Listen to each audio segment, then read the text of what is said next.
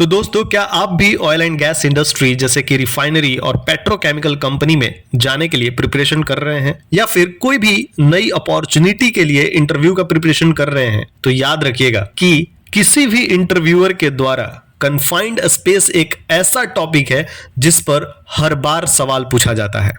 और आज के इस वीडियो में मैं कन्फाइंड स्पेस से रिलेटेड दो ऐसे टॉपिक पर बात करूंगा जिससे कि आप लगभग हर उस सवाल का जवाब दे पाएंगे जो कन्फाइंड स्पेस से पूछा जाता है। सो गाइज, आप देख रहे हैं Sonu Singh refinery YouTube channel और मैं हूं आपका दोस्त सोनू।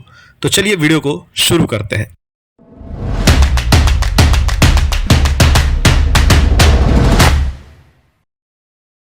गाइज, जो लोग बिल्कुल ही फ्रेशर हैं और नहीं पता कि कन्फाइंड स्पेस क्या चीज है, क्या होता है, तो इन शॉर्ट आपको बताना चाहूंगा कि कन्फाइंड स्पेस एक ऐसा जगह होता है जहां आने जाने का रास्ता बहुत ही तंग होता है, यानी आप आसानी से उस जगह पर आ जा नहीं सकते हैं। एक ऐसा जगह जहां आप लगातार रह करके काम नहीं कर सकते हैं, प्रॉपर लाइट यानी कि रोशनी नहीं होती है, इसके साथ साथ कई बार सही मात्रा में ऑक्सीजन उपलब्ध नहीं होता है जिससे घुटन महसूस होती है, सही तरीके से आप खड़े नहीं रह सकते उस जगह पे। तो इस प्रकार के जगह को हम कन्फाइंड स्पेस के नाम से जानते हैं। अगर कुछ एग्जांपल्स की बात करें तो जैसे टैंक, वेसल, कॉलम, पाइपलाइंस, पीट, डक्ट्स, इसके साथ साथ अगर कोई एक्सकेवेशन हो रहा है जो कि 1.2 मीटर से ज्यादा गहरा है तो वो भी एक कन्फाइंड स्पेस का एग्जाम्पल है। सो गाइज, अगर यहां तक आप समझ चुके हैं कि कन्फाइंड स्पेस किसे कहते हैं तो हम आगे बढ़ते हैं और हमारा सबसे पहला पॉइंट है जो किसी भी इंटरव्यूअर का कन्फाइंड स्पेस से रिलेटेड टॉप रेटेड क्वेश्चंस हो सकता है कि What are the hazards of confined space? यानी कन्फाइंड स्पेस के क्या हैजार्ड्स हैं, मतलब क्या खतरा हो सकता है किसी भी कन्फाइंड स्पेस में। देखिए, आपको 10 पॉइंट्स बताते हैं, इसमें से आप कोई भी 5 पॉइंट अगर आप इंटरव्यूअर को बताते हैं तो आपका काम हो जाएगा ऑब्वियसली। सबसे पहला point, presence of toxic gases, यानी वहां पर जहरीली गैसें मौजूद हो सकती हैं जिसे इनहेल करने से जान तक जा सकती है। तो इन टॉक्सिक गैसों का मौजूद होना कन्फाइंड स्पेस के अंदर ये एक हैजार्ड हो सकता है, यानी खतरा हो सकता है। इसके अलावा प्रेजेंस ऑफ फ्लेमेबल गैसेस, कई बार क्या होता है कि कुछ फ्लेमेबल गैसेस जैसे कि मीथेन, प्रोपेन, ब्यूटेन, ये सब जो गैसेस हैं वो काफी ज्वलनशील गैसेस होती हैं। तो अगर इस प्रकार की कुछ गैसेस अगर वहां पे अवेलेबल होती हैं तो ये भी एक प्रकार से हैजार्ड है। नेक्स्ट पॉइंट है फायर एंड एक्सप्लोजन, यानी कन्फाइंड स्पेस के अंदर आग लगने के साथ साथ विस्फोट होने के भी चांसेस होते हैं। कई बार आपने सुना होगा कि किसी इक्विपमेंट में अचानक फायर हो गया। अगर मैं एक एग्जांपल की बात करूं तो 2021 के दिसंबर में मैं हल्दिया IOCL में शटडाउन में काम कर रहा था। वहां अचानक से एक छोटी सी मिस्टेक के कारण कॉलम में फायर हो गया था और उस फायर के कारण बहुत सारा नुकसान उठाना पड़ा था। तो फायर एंड एक्सप्लोजन भी एक बहुत ही खतरनाक हैजार्ड्स है जिससे हमें सावधानी बरतनी चाहिए। नेक्स्ट पॉइंट है पुअर वेंटिलेशन, यानी प्रॉपर वेंटिलेशन मतलब एयर का सही तरीके से सर्कुलेट ना होना कन्फाइंड स्पेस के अंदर, यह भी एक प्रकार का हैजार्ड ही है। नेक्स्ट पॉइंट है पुअर इल्यूमिनेशन, यानी प्रॉपर लाइटिंग का ना होना, सही तरीके से पर्याप्त मात्रा में रोशनी का उपलब्ध ना होना भी एक प्रकार का हैजार्ड है। नेक्स्ट पॉइंट है ऑक्सीजन डिफिशियंसी, यानी ऑक्सीजन की कमी का होना। कई बार जब हम जैसे रिएक्टर वगैरह में N2 इन्वायरमेंट में काम करते हैं तो वहाँ ऑक्सीजन डिफिशियंसी होती है, तो ये भी एक प्रकार का हैजार्ड है। नेक्स्ट पॉइंट है ऑक्सीजन एनरिचमेंट, कई बार कभी कभी जरूरत से ज़्यादा ही ऑक्सीजन कन्फाइंड स्पेस में उपलब्ध होता है तो ये भी हमारे लिए खतरा साबित हो सकता है, तो ये भी एक प्रकार का हैजार्ड है। नेक्स्ट पॉइंट है इम्प्रॉपर एक्सेस और एग्रेस, यानी कहने का मतलब है कि कन्फाइंड स्पेस में आने जाने का रास्ता सही ना होना भी एक प्रकार का खतरा ही होता है। नेक्स्ट पॉइंट है सफोकेशन। कई कारणों से बहुत बार कन्फाइंड स्पेस में घुटन महसूस होने लगती है, तो ये भी एक प्रकार का हैजार्ड ही है। नेक्स्ट पॉइंट है एक्सट्रीम टेम्परेचर, यानी कन्फाइंड स्पेस में कई बार अधिक तापमान का होना भी एक प्रकार का हैजार्ड यानी खतरा है। नेक्स्ट पॉइंट है इलेक्ट्रिकल हैजार्ड, यानी अगर कन्फाइंड स्पेस में इलेक्ट्रिसिटी से चलने वाले पावर टूल्स का इस्तेमाल कर रहे हैं और शॉर्ट सर्किट की वजह से कुछ नुकसान होता है, तो ये भी एक प्रकार का हैजार्ड है। अब तक ऑलमोस्ट हमने लगभग 10-11 पॉइंट्स के बारे में बात किया, तो इन 10-11 हैजार्ड्स में से एटलीस्ट 5 से 6 तो आप याद कर ही लेना 100%, क्योंकि सारे इंटरव्यू में कन्फाइंड स्पेस से अगर क्वेश्चन पूछा जाता है तो ये कन्फाइंड स्पेस में क्या क्या हैजार्ड होते हैं आपसे पूछा ही जाता है 100% श्योर। तो मुझे उम्मीद है कि आप इसमें से एटलीस्ट 5 से 6 पॉइंट याद रखेंगे। अब थोड़ा बात कर लेते हैं दूसरे पॉइंट की। देखिए, इस पॉइंट को थोड़ा ध्यान से समझने की कोशिश कीजिएगा, क्योंकि इस पॉइंट से लगभग 6 से 7 क्वेश्चन और प्रिपेयर हो जाएंगे किसी भी इंटरव्यू के लिए। फॉर एग्जाम्पल, कुछ क्वेश्चंस इस प्रकार से होते हैं कि कन्फाइंड स्पेस में ऑक्सीजन कितना होना चाहिए, एलईएल कितना होना चाहिए, सीओ यानी कि कार्बन मोनोऑक्साइड कितना होना चाहिए, कन्फाइंड स्पेस के अंदर एंट्री करने के लिए क्या क्या रिक्वायरमेंट्स होती हैं, कन्फाइंड स्पेस में कितने वोल्ट का लाइट यूज करते हैं, और भी बहुत सारे पॉइंट्स हैं जो कि इस टॉपिक में हम कवर करने वाले हैं। तो ध्यान से देखिएगा, और हो सके तो आप एक नोट्स भी प्रिपेयर करते चलिए, नोट्स बनाते चलिए। एक्चुअली देखिए, आप लोग मेरे से कई बार नोट्स की डिमांड करते हो कि सर कोई नोट्स हो तो दे दो।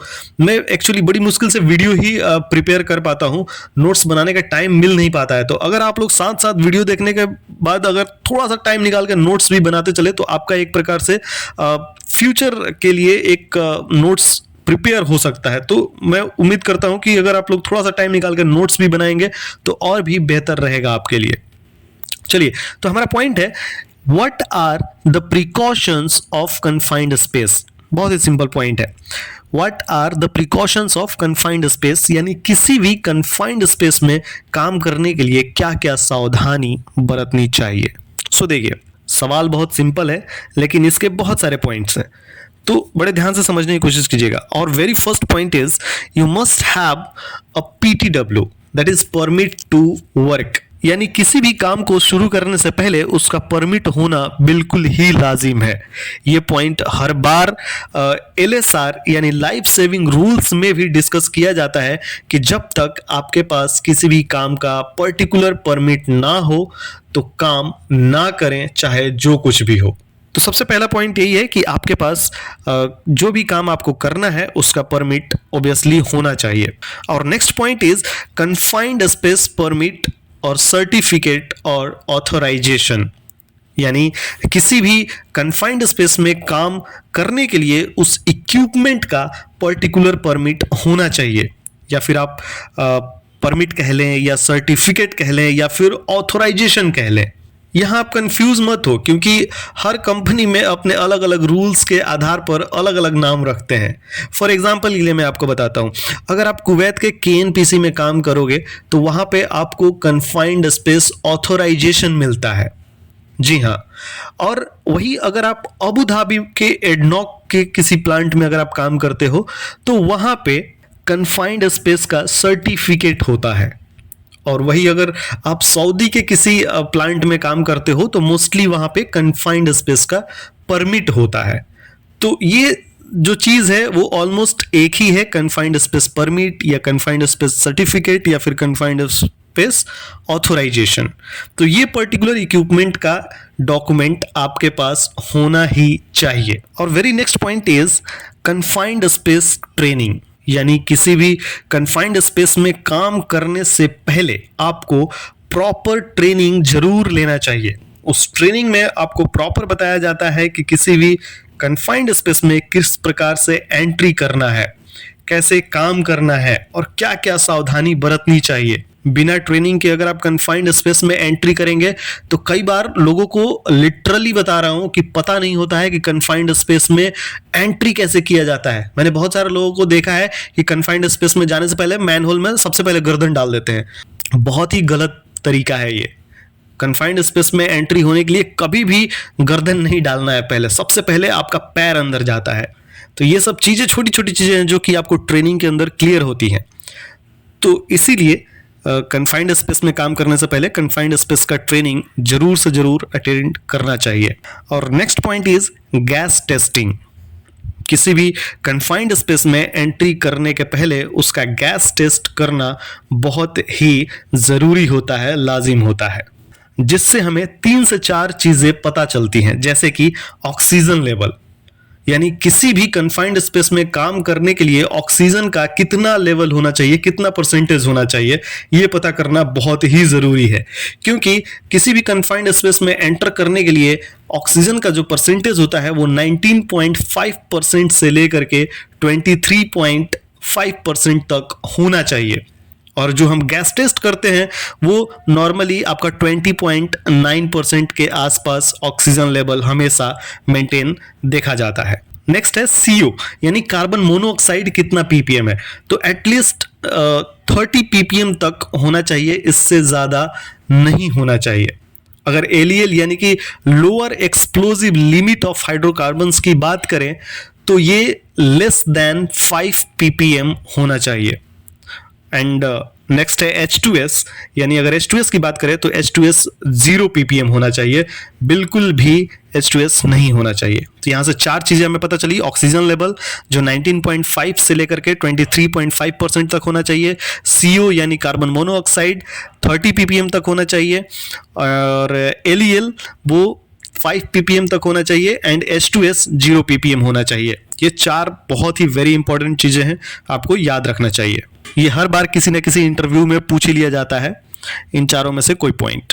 नेक्स्ट पॉइंट है अटेंडेंट और hole watch with entry exit log sheet, यानी जहां भी कन्फाइंड स्पेस में काम हो वहां पर अटेंडेंट, जिसे हम होल वॉच भी कहते हैं, वो होना चाहिए, जो अंदर और बाहर आने जाने वाले का रिकॉर्ड मेंटेन करेगा और साथ साथ अंदर काम करने वाले लोगों के साथ समय समय पर कम्युनिकेट भी करता रहेगा।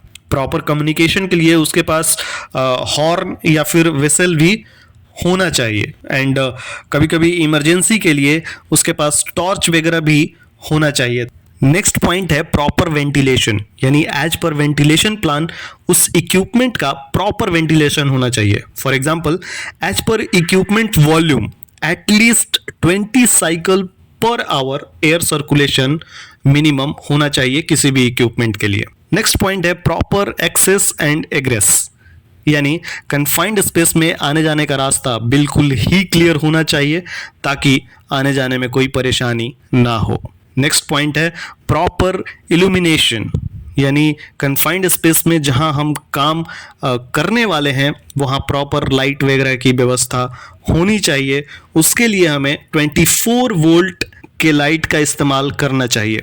कई बार इंटरव्यू में आपसे यह सवाल पूछा जाता है कि कन्फाइंड स्पेस में कितने वोल्ट का लाइट यूज किया जाता है, तो हमेशा याद रखें, कंफ्यूज नहीं होना है, 24 वोल्ट का लाइट किसी भी कन्फाइंड स्पेस में यूज किया जाता है। नेक्स्ट पॉइंट है इमरजेंसी रेस्क्यू प्लान, यानी जिस किसी इक्विपमेंट में काम करना है उसका रेस्क्यू प्लान होना चाहिए, जिस पर यह मेंशन रहता है कि ड्यूरिंग एनी इमरजेंसी क्या करना है, किस प्रकार से रेस्क्यू करना है, ये सारा कुछ इस पेपर में मेंशन होता है। इसमें वो भी मेंशन होता है कि मैक्सिमम कितने आदमी एक साथ उस इक्विपमेंट के अंदर काम कर सकते हैं। नेक्स्ट पॉइंट है इमरजेंसी रेस्क्यू इक्विपमेंट, यानी कन्फाइंड स्पेस में काम करते टाइम रेस्क्यू इक्विपमेंट अवेलेबल होना चाहिए, जैसे कि stretcher, harness, lifeline, fall arrester, tripod, crane इत्यादि, ताकि ड्यूरिंग एनी इमरजेंसी रेस्क्यू करने में प्रॉब्लम ना हो। अगर आपने वीडियो यहां तक देखा है तो आई एम डैम श्योर कि इंटरव्यू